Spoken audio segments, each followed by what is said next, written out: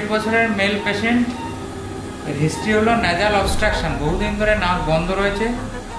নাকে CT scan করে দেখা গেছে যে নাকের হাড় বাঁকা এবং নাকের ভিতরে এথময়েডাল সাইনোসাইটিস, যেটা আমরা সিম্পল করে বললে নাকে পলিপ আছে।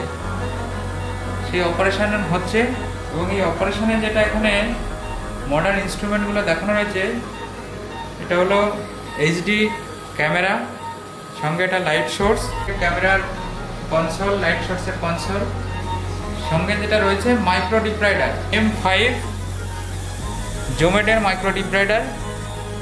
এটা হলো হ্যান্ডপিস, হাই স্পিড M5 হ্যান্ডপিস। এটার কানেকশন রয়েছে এটার সঙ্গে।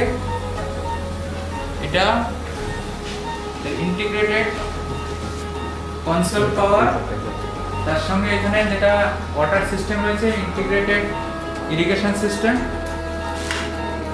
এটা যেটা ওপেন হয়ে এই যে ফাংশনটা হচ্ছে, একটা শীতের ভিতরে একটা ব্লেড, এই ব্লেডটা পলিপগুলোকে সাকশন করে টেনে নেয়। যেগুলো একটা মডার্ন ইনস্ট্রুমেন্ট, এটা সরঞ্জাম অ্যাভেলেবেল রয়েছে, খুবই কস্টলি একটা ইনস্ট্রুমেন্ট। এটা দিয়ে নাকের পলিপের অপারেশন করা। Thank you.